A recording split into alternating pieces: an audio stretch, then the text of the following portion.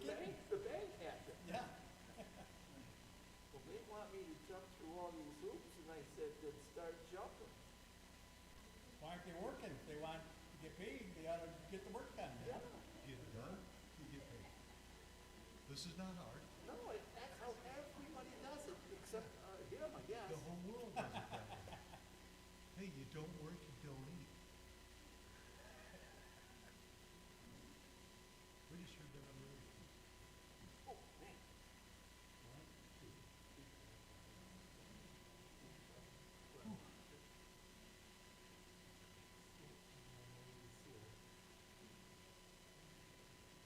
Okay, let's have word of prayer and we'll get into this. Father God, we're thankful tonight that we can be here, and we're grateful for this book, 2 Samuel, and the lessons that David lives out for us and we glean from it. That is especially the work of the Holy Spirit. So thankful that he's not only present, but is inside us, speaking to us about this. I pray we can listen to him tonight, glean much from this study. In Jesus' name. Amen.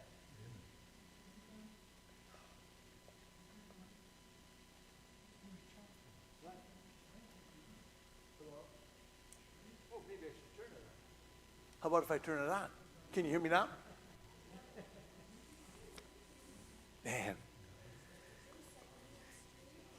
What? I don't know if I'm being streamed or not.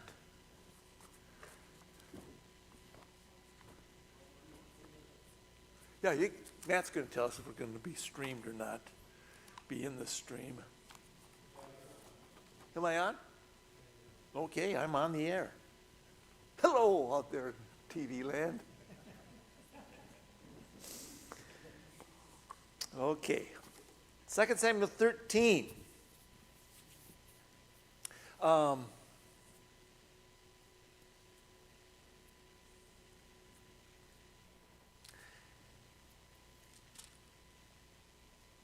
Tim, let's start verses 1 through 6.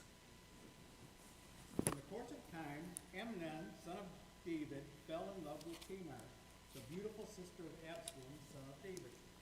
Amnon became so obsessed with his sister Tamar that he made himself ill. She was a virgin, and it seemed impossible for him to do anything to her. Now Amnon had an advisor named Jonadab, son of Shimei, David's brother. Jonadab was a very shrewd man. He asked Amnon, "Why do you, the king's son, look so haggard morning after morning? Won't you tell me?" Amnon said to him, "I'm in love with Tamar, my sister Absalom's sister." "Go to bed and pretend to be ill," Jonadab said. "When your father comes to see you, say to him, 'I would like my sister Tamar to come and give me something to eat. Let her prepare the food in my sight so I may watch her and then eat it from her hand.'" All right. We talked about this briefly last week. You've got this situation where first of all, brothers and sisters were supposed to have relations. This was a half-brother, half-sister thing, but still, it was illegal. And Jonadab says, lawyers are really good at this. They find these loopholes. And Jonadab said, it's easy. If you rape her, then the law says that you've got to marry her. And your dad, if you rape her, then he has a choice. He either has to have you marry her or he's got to kill you. And he's not going to kill you. He doesn't do that to any of his kids. Doesn't matter what they do. So Ammon says, well, okay, let's go with your plan. So, Brian, verses 7 through 14, please. 13, right? Chapter 13? Yeah. We've been there all night, but go ahead. Verse 7. Then David sent back to Tamar, saying, go to your brother Amnon's house and prepare food for him. So Tamar went to her brother Amnon's house, where he was lying down, and she took dough and kneaded it, and made cakes, and sewed, and baked the cakes, and she took the pan and emptied it out before him, for he refused to eat. And Amnon said, send out everyone from him. So everyone went out from him. Then Amnon said to Tamar, bring the food into the chamber, that I may eat from your hand. And Tamar took the cakes she had made and brought them into the chamber to Amnon her brother. But when she brought them near his feet, he declared her, so they will come lie down and listen to her. She answered him, no, my brother, do not fire me, for such a thing has not been used. Do not do this outrageous thing. As for me, where could I carry my shame? As for you, you be as one of the outrageous fools in Israel. Now therefore, please speak to the king, for he will not withhold you from me, but he would not listen to her, and being stronger than she, he violated her and murdered her. Yeah. Now, there isn't anything in this narrative that even would suggest to us that Tamar had any idea this was going to happen. If she would have known that this was what her brother was going to do, she's a smart girl. She would have said something to her dad when he said, I want you to go and do this. No, Dad, because this is what he's trying to do to me. So she's innocent, has absolutely no idea.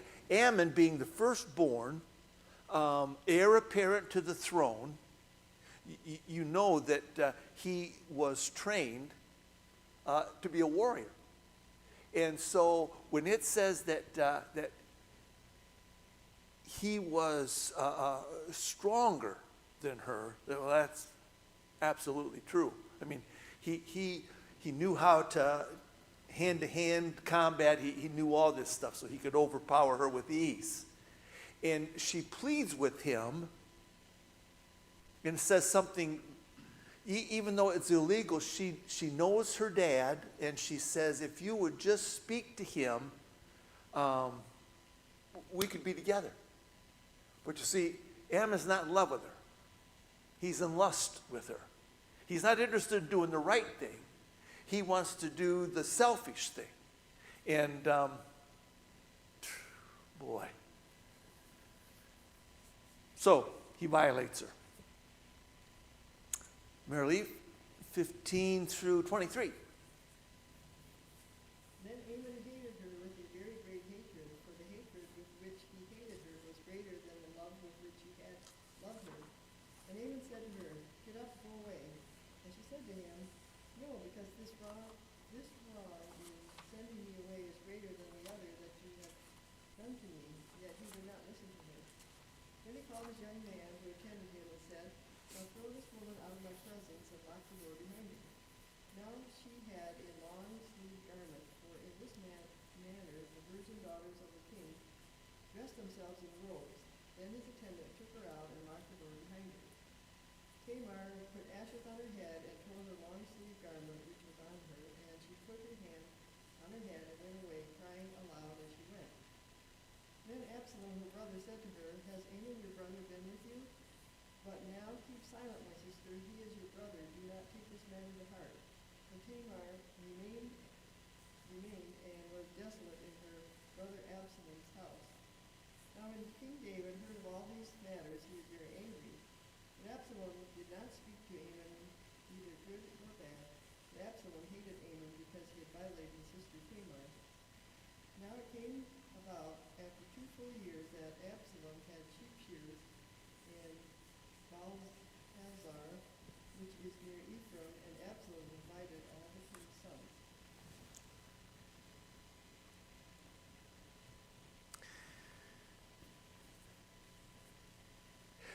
verse 15 lets us know that Ammon hadn't cared about her at all. It's so apparent. He was, the fact that she would even suggest that they get married was foreign to him, because that's not what he wanted. He wasn't looking for a wife. Tamar is in trouble. I mean, her life is ruined. A princess married princes or kings from other peoples. And one of the things that had to be produced on a marriage night, if a princess was going to be given to another prince or a king, what had to be produced on the marriage night was proof of her virginity. And that was gone. No, she wasn't a virgin. So she's in trouble. And in the culture of the Hebrews, the woman needed a husband to support her. Yeah, she could have stayed, and that's what she intends to do, in the palace, but her life is over. Because nobody wants to marry someone that's been violated. And she gets that. And so she's put ashes on her head because she's grieving. Her life is over. And isn't it interesting that when Absalom sees her, the first question he says is, have you been with Ammon? How would he know that? Well, I mean, her robe was torn, but why pick that name out of the hat?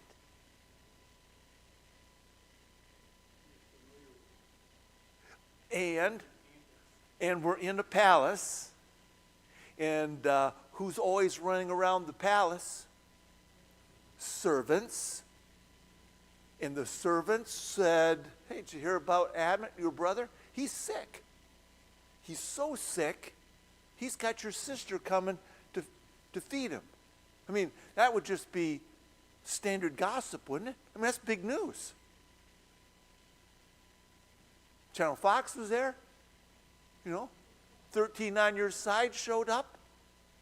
Tell us, Ammon, how are you feeling now? Well, I'm just pretty sick. So Absalom tries to comfort her, and it's typical male. Blow it off, rub some dirt in it, get over yourself. And he makes it sound like he's really uncaring.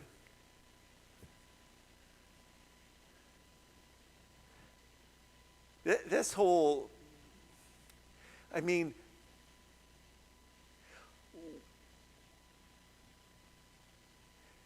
what is so familiar with Ammon's approach to Tamar?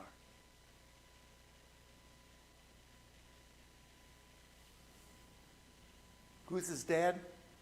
He takes after David. Yeah. His dad did the same thing.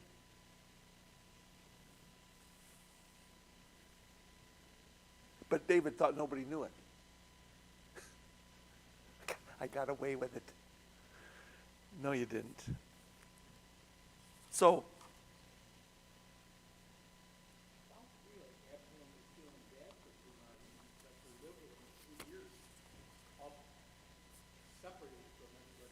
yeah, he was devastated because he loved his sister. And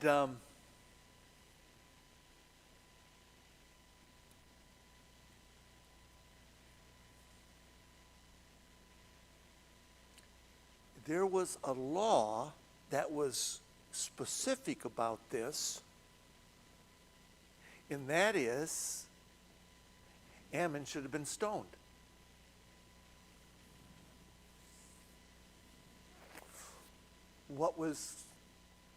Why didn't the law go into effect?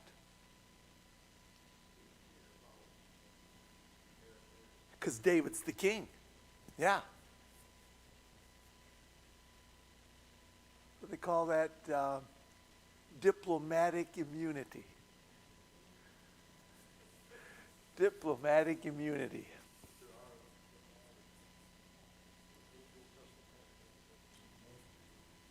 Well, the vengeance part, absolutely, brother. Good point, because this whole culture is big on vengeance. And we're going to see,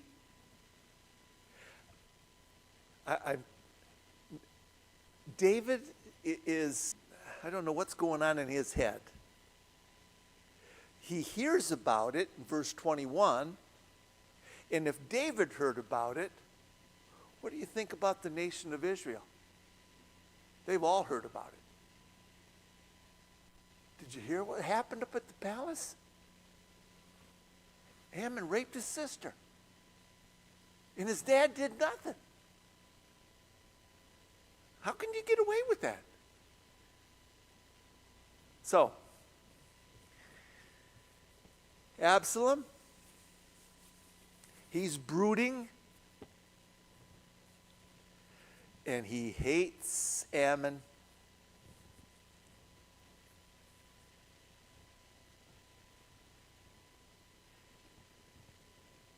And this hatred, which goes into vengeance, where'd he learn that from? His dad. Yeah. So you got two boys, different circumstances, different things, but each of them acting like their dad. Okay, vindictive, man.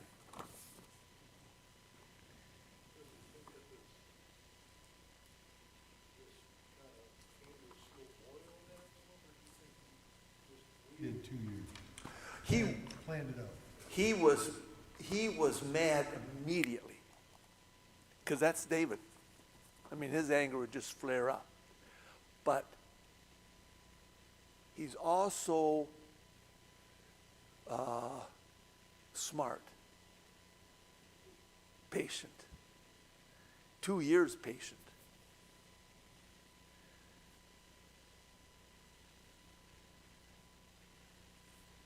And yeah, because she's right there, crying. Oh, her life is ruined. Okay, so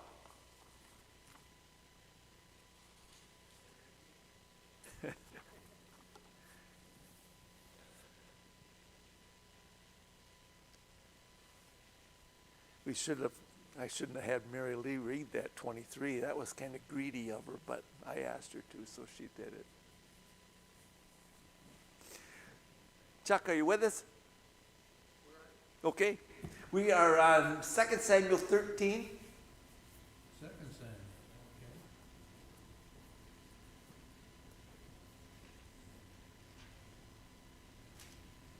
okay. Okay. 24 through 27, please. Now behold, Zadok also came, and all the Levites with him carrying the ark of the covenant of God. Nope. And They're in the wrong place. 2 Samuel 2 Samuel 15? 13. 13. Okay, save that for next week. Yeah. Nope, we don't have Wednesdays Bible study now. 2 Samuel 13, 24 through 27. Absalom came to the king and said, Behold now, your servant has sheep shearers. Please let the king and his servants go with your servant. But the king said to Absalom, No, my son, we should not all go, for we will be burdensome to you. Although he urged him, he would not go, but blessed him. Then Absalom said, If not, please let my brother Amnon go with us. And the king said to him, Why should he go with you? But when Absalom urged him, he let Amnon go, and all the king's sons go with him. Ah, Absalom says, you know, Dad, it's sheep shearing time, and it's a festival, and I'm putting on a big spread. So why don't you and all the boys come on up? It'd be like deer camp. You know, we'll just sit around the fire, tell tall tales, eat, have a good time. David says, well, you know, if I went, it wouldn't just be me, because I've got a whole entourage.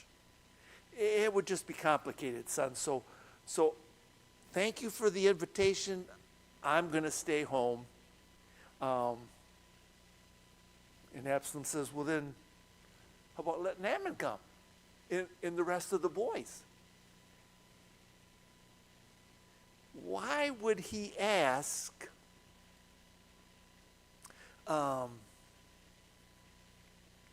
verse 26, why would David ask that question? Now look up in verse 22 before you answer.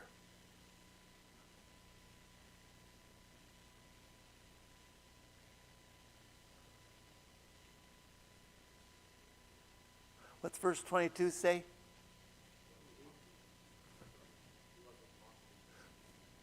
They hadn't spoken to each other for 2 years. Do you think that the palace knew that? Oh yeah, servants are talking all the time. Day number 357, they're still not talking. I was over there day 590, and I said, have you said anything to Ammon yet? No, I'm not talking to him.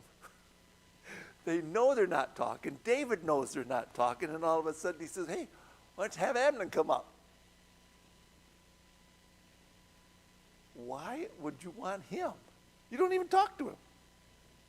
Oh, come on, Dad. You know, I'm over that. This would be a good chance for us to bond.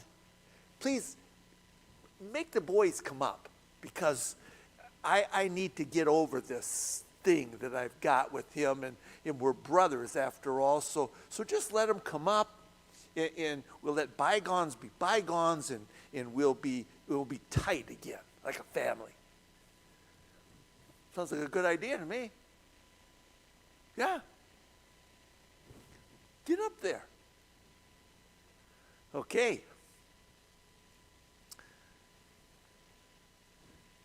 Joe, you ready? 28 and 29. Absalom commanded his servants, say, see now, but Amnon's heart is merry with wine, and when I say to strike Ammon and put him to death, do not fear. Have not I commanded thee, be courageous and be valiant? The servants of Absalom did to Ammon just as Absalom had commanded, and all his the king's sons arose and each mounted his mule and fled. So Absalom says to his servants, now just keep filling up his glass, and when he is really ready, I mean, he is 4 sheets to the wind, just kill him. Don't worry about any repercussions. I'm the king's son. I've commanded you to do this. And man, they wanted to get the rest of the boys, when they saw him get killed by the servants. See, it's not Absalom that's doing it, it's the servants. Well, how do they know they're not going to go with them next? So they got to get out of Dodge fast. And when you want to get out of Dodge fast, you always hop on a mule.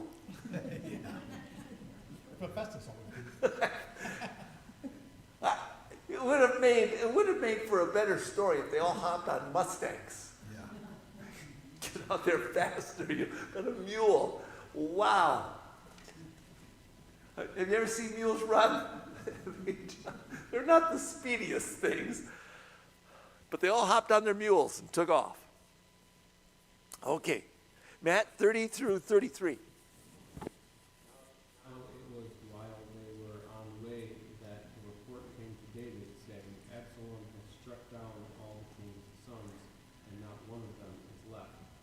Then the king arose, tore his clothes, and lay on the ground, and all his servants were standing around Jonadab, the son of Shimeah, David's brother, responded, "Do not let my lord suppose they have put to death all the young men, the king's sons, for Amnon alone is dead.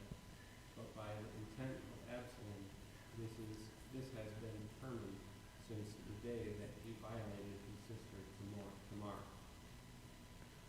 33, yeah. Now therefore, do not let the Lord, the king, take the report to heart, namely, all the king's sons are dead, for only Amnon is dead." Okay.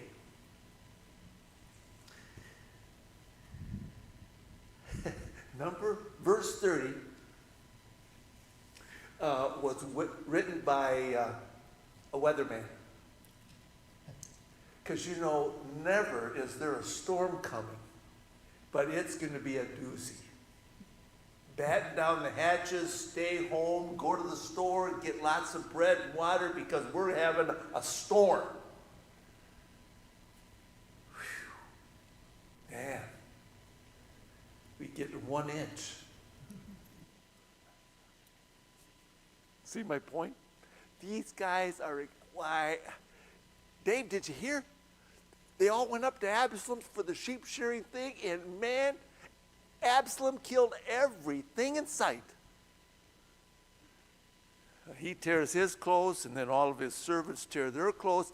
And who is this guy, Jonadab? Where did we see him before?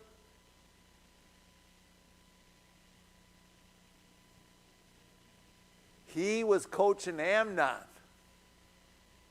Hey, make yourself sick, say you need to have your sister come in and feed you, and then rape her.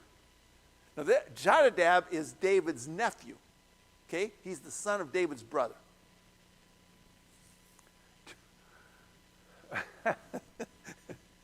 He orchestrated all of this, and he comes up to Dave, "Don't worry. He didn't kill them all. He just killed Amnon, because Amnon raped your sister." Talk about having an inside scoop. How did Jonadab know exactly what happened? Because he's the one that suggested it. So don't take it to heart. All the king's sons are dead. No, it's only Amnon. And Amnon and Jonadab, they thought they were friends. Yeah, he's dead, forget it. Okay, so now you've got the nation of Israel. They remember 2 years ago Tamar was raped by Amnon. Against the law, illegal. David did nothing about it. Absalom has orchestrated revenge that Brother Brian talked about in their culture. Big vengeance. And Absalom filled it. And the people said, well, it's about time. Letting that rapist get off scot-free, nothing done to him at all. David doesn't have the fortitude. He doesn't have any concern for the law. It's a good thing we got Absalom around here because law was needed, and he did what was right.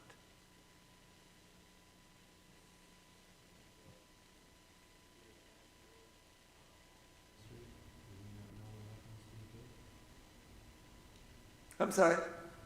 The kid, the year and a half ago, 2 years ago, what happens? Do we know what happened to the kid? Well, we don't know that Tamar got pregnant, just that she was raped. Okay? Because it never tells us that she had a child. So, he kills Amnon. Pick it up, verse 34. Kim? 34 through 39. Finish out the chapter for us. Now Absalom had fled.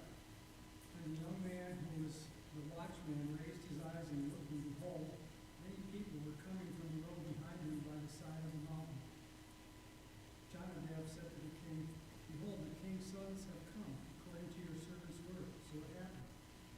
As soon as he had finished speaking, behold, the king's sons came and lifted their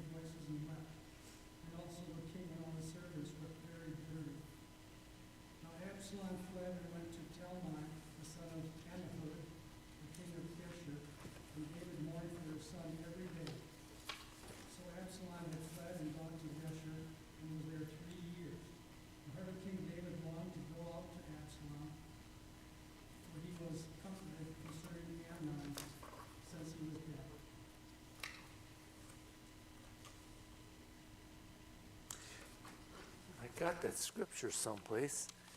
It's Chronicles. Where did I write that down?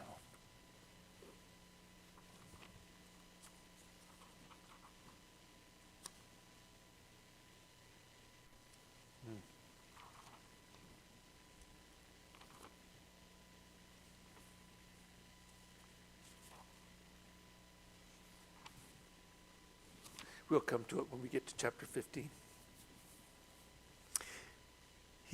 We don't know what he wrote on, but he left. I doubt that he was running. He might have had something faster than the mule. He might have had an ox. And so he goes to Talmai, the king of Geshur, and because that's where his mother was from, Maacah. And we're going to get that when we get to chapter 15. I know I'm going to find that note. Absalom's mother was Maacah. She was the daughter of Talmai, the king of Geshur. And David mourned for Amnon every day. And probably mourned for Absalom too, because he wasn't there with him. And that's what verse 39 tells us. Heart of the king went out to Absalom. Dave. You got a son that raped his sister and you didn't do anything about it. Now you've got a son that killed his brother and you're not doing anything about it but crying. Man, get a hold of yourself. Tears aren't what we need in this country.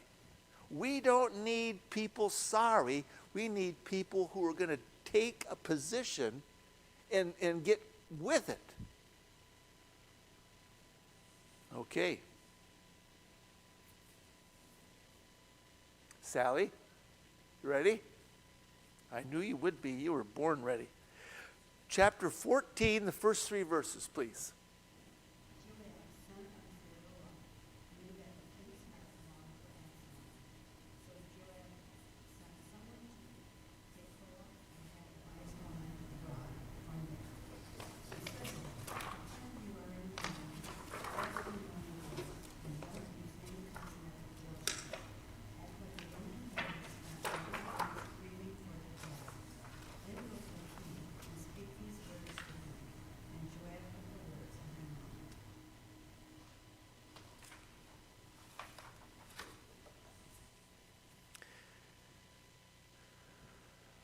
Geshur, the king,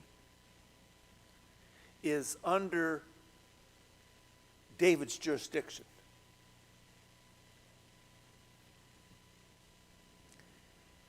Maacah was married to David, and that's where they had Absalom.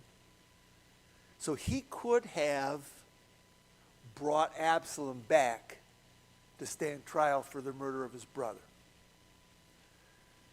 No such thing as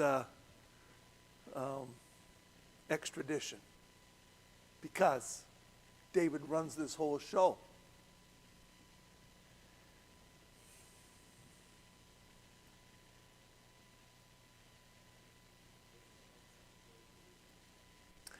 If they did, they don't talk about it, and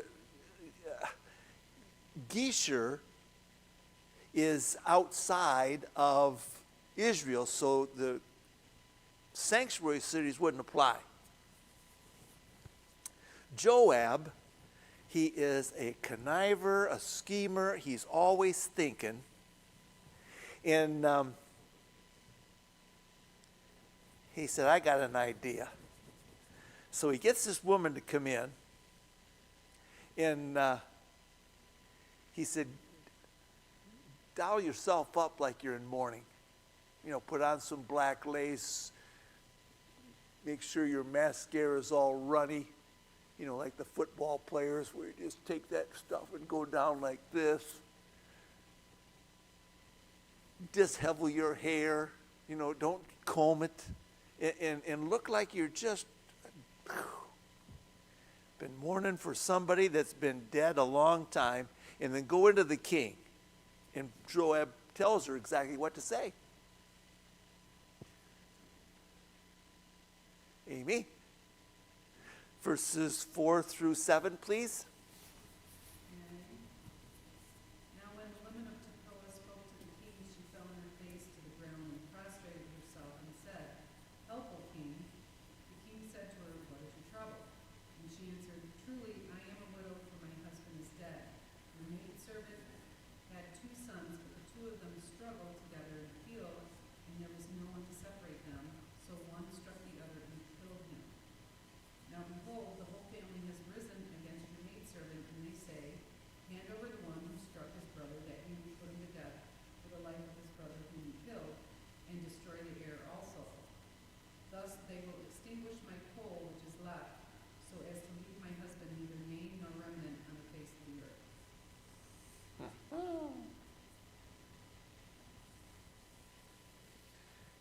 Brian, you want you or your wife to read?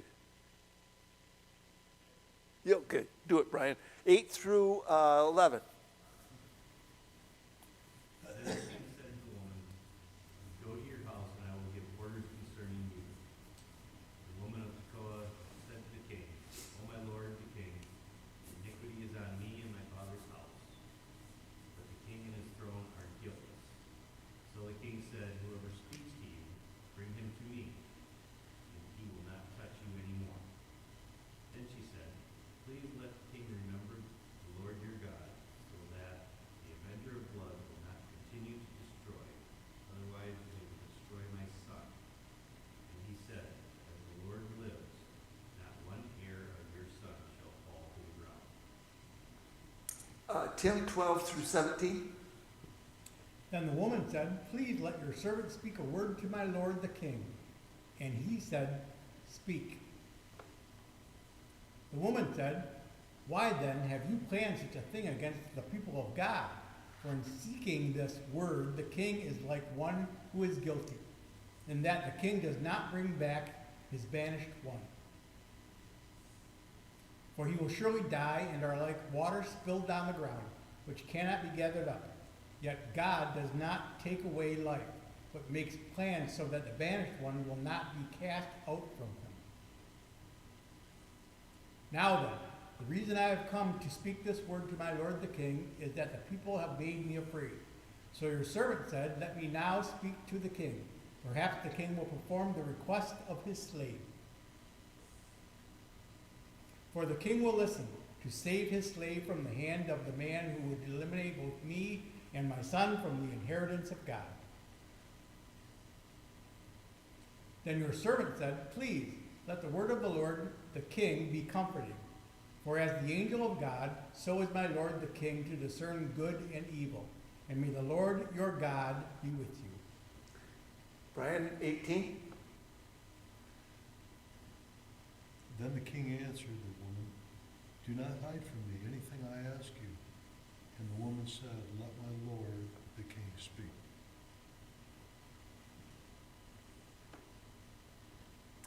You keep going? Yeah. Oh, yeah. Keep going through 20. Oh, okay. The king said, Is the hand of Joab with you in all this? The woman answered and said, As surely as you live, my lord the king, one cannot turn to the right hand or to the left from anything that my lord the king has said. It was your servant Joab who commanded me. It was he who put all these words in my mouth, in the mouth of your servant. In order to change the course of things, your servant Job did this. But my Lord has wisdom, like the wisdom of an angel of God, to know all things that are on the earth. Okay, man, she spreads it thick, doesn't she? Yeah. Ooh-wee. So he's got Absalom. He didn't banish Absalom, but Absalom is in Geshur and won't come home because he's afraid of what might happen. And David, on the other hand, isn't doing anything but crying. And Joab says, I'm getting sick of this. Boy, there's just Kleenex everywhere. We can't even eat a meal without David bawling in his soup. I'm tired of it. So he gets this woman, because everybody knows the women of Tekoa are real divas. You know, they just can really, you know, put on a show. So he gets this woman and he said, I got a job for you. I want you to decorate yourself and go in and speak this really sad tale about you and your husband and 2 boys, when she probably doesn't have any of them. So she cries, oh, one killed the other, and now everybody's mad, and they want him dead, and if they have him dead, then there's going to be nobody to carry on the name, and I'm going to be hopeless and helpless and heartless. And David says, you know, I'll take care of it. From now on, you don't have any reason to worry. I'm going to handle the whole thing. And she says, then why don't you handle your own house? Because you got a boy that won't come home because he's afraid, and everybody is talking about it, Dave, and they said, what is wrong with our king? Absalom did a good thing. He hunted down the rugrat that raped his sister and killed him, and that's what should have happened to him. Wow. But, O king, I know you're going to do the right thing because you are like the wisdom from God. You see everything, you know everything, and your judgments are divine. David says, well, you got that right. He is playing him like a fiddle. Okay.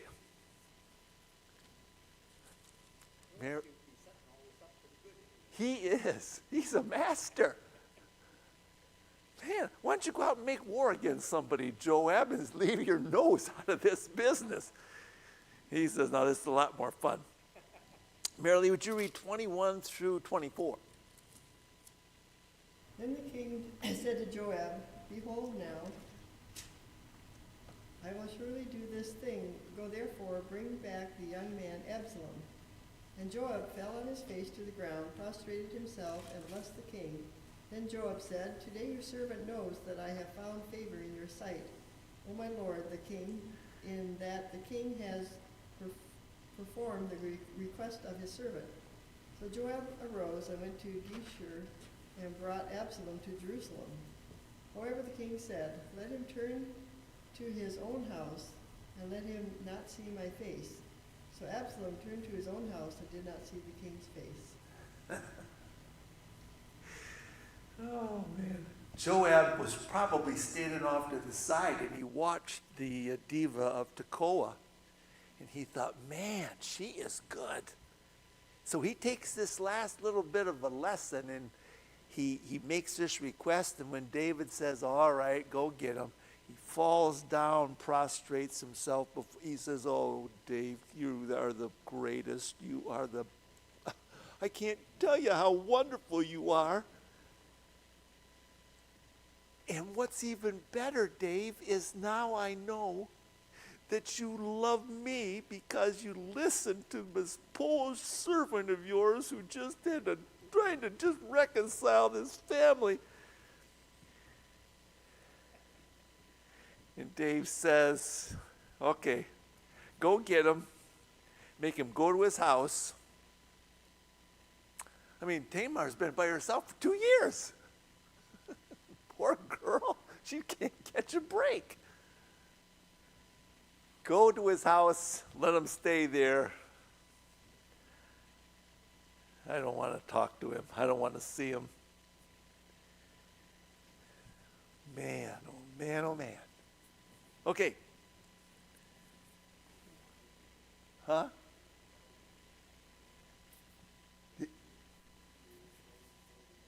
Yeah. All right. Thanks for keeping the math going. Chuck, would you read 28 through 33? I'm sorry, 25 through 27. Now in all Israel was no one as handsome as Absalom, so highly praised, from the sole of his foot to the crown of his head. There was no defect in him. When he cut the hair of his head, And it was at the end of every year that he cut it, for it was heavy on him, so he cut it. He weighed the hair of his head at 200 shekels by the king's weight. To Absalom there were born 3 sons and 1 daughter whose name was Tamar. She was a woman of beautiful appearance. How much is 200 shekels? Huh? 5 pounds. 5 pounds. Just look at it. Man, if he would have been alive today, you would have seen him on shampoo commercials. He had the most gorgeous hair. All the women were so jealous. And the longer it got, the more beautiful it was. And when he'd cut it at the end of a year, 5 pounds of hair. Locks of Love was looking for him. Except for his barber. So we think, according to Chronicles, that apparently all 3 of his sons died. But he named his daughter, who? Tamar. Isn't, oh. How much does he love his sister? He has a little girl and names her Tamar. Oh, isn't that just so sweet? I mean, this Absalom is like perfect. You can't find anything wrong with him. His hair is immaculate. His complexion is perfect. Doesn't wear glasses. His eyes. That lets me out. So, people are just, oh man, that hits them right where they live, because he names his daughter after his sister that had this awful thing happen to her. So Matt, read 28 through 33 for us. Now Absalom lived 2 full years in Jerusalem and did not see the king's face. When Absalom sent for Joab to send him to the king, but he would not come to him. So he sent again a second time, but he would not come. So therefore he said to his servants, see, Joab's field is next to mine, and he has barley there. Go and set it on fire. So Absalom's servants set the field on fire. Then Joab arose, came to Absalom at his house, and said to him, why have your servants set my field on fire? Absalom answered Joab, behold, I sent for you, saying, come here, that I may send you to the king to say, why have I come from Geshur? It would be better for me still to be there. Now therefore let me see the king's face, and if there is iniquity in me, let him put me to death. So when Joab came to the king and told him, he came for Absalom. Thus he came to the king and prostrated himself on his face to the ground before the king, and the king kissed Absalom. In all that we've read so far, since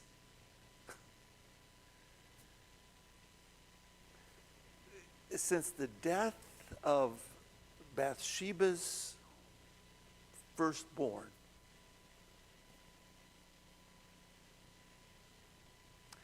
one of the things that's absent from the narrative on David is what? What hasn't he done that he was used to doing? Seeking God's counsel. And he's got the priest right there in town, just down the street. The Ark of the Covenant's there, the priests are there, and David is not talking to God.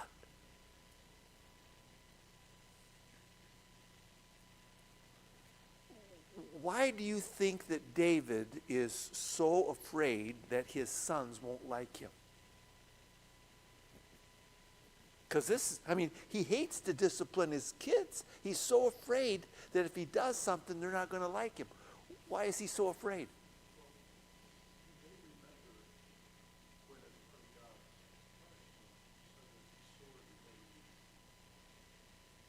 Okay. You know, God is, I know this will come as a,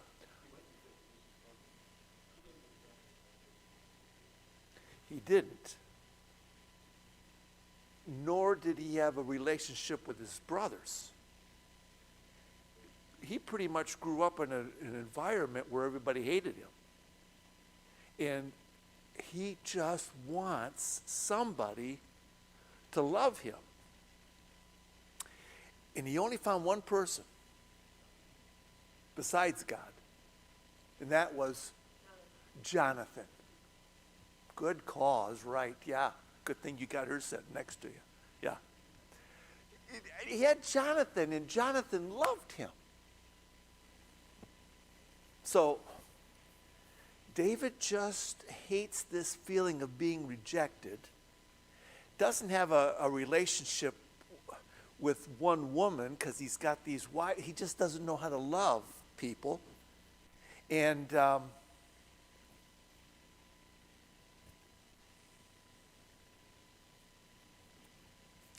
Joab.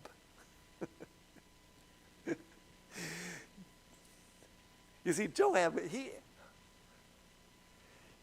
just walks around with a great big spoon.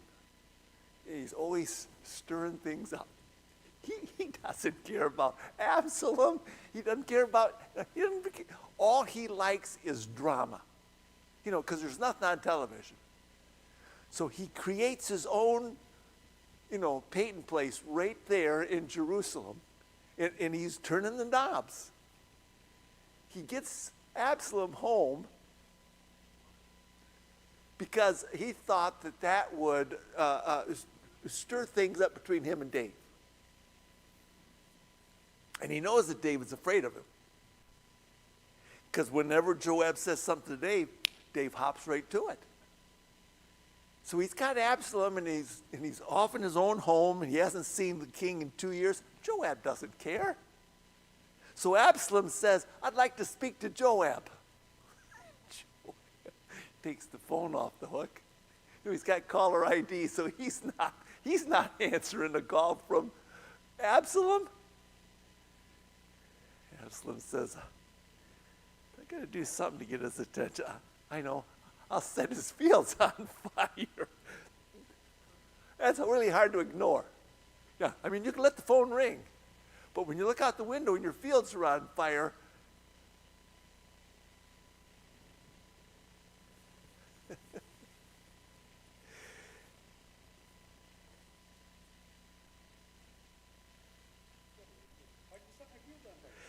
isn't it amazing? Joab knew exactly who it was. He goes in there and he says, "Why'd you set my fields on fire?" "Because you don't answer your phone." I don't know why I'm here. I might as well still be in Geisher because I'm still not seeing my dad's face. And then look at verse 30, the end of verse 32. Do you think that this guy is a little self-absorbed? He says, "Man, if I have any sin in my life," let me see, you killed your own brother. I think you got some sin there, Ab. But, so Joab comes to the king, says, "Hey, call for Absalom," and David does it immediately. I think Absalom actually thought that killing his brother was a sin because of what his brother had done to his sister. Oh, not in their culture. You're absolutely right, Tim, because vengeance is all what these people are about. And they still are today.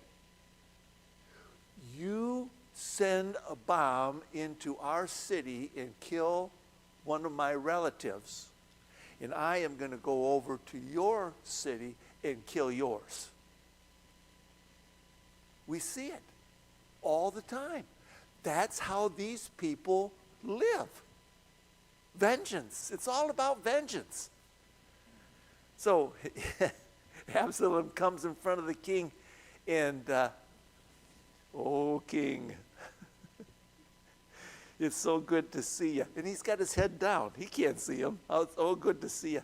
And David, he just wants to be liked, so he gets down on the ground with him, and he starts kissing his son. Oh, pathetic. Okay, we're going to quit right there, because that's a nice spot to stop. Chapter 15, no Wednesday night for the next 2 weeks. Next week, I'll be sleeping in my blind. And then the following week is, just before Turkey Day. And we never have Wednesday nights before Turkey Day. Because you guys will all be home fixing turkeys. Yeah. So, we will be back. What's the first Wednesday in December, Mr. Phone? The 3rd. December the 3rd, we'll be back. Okay? All right.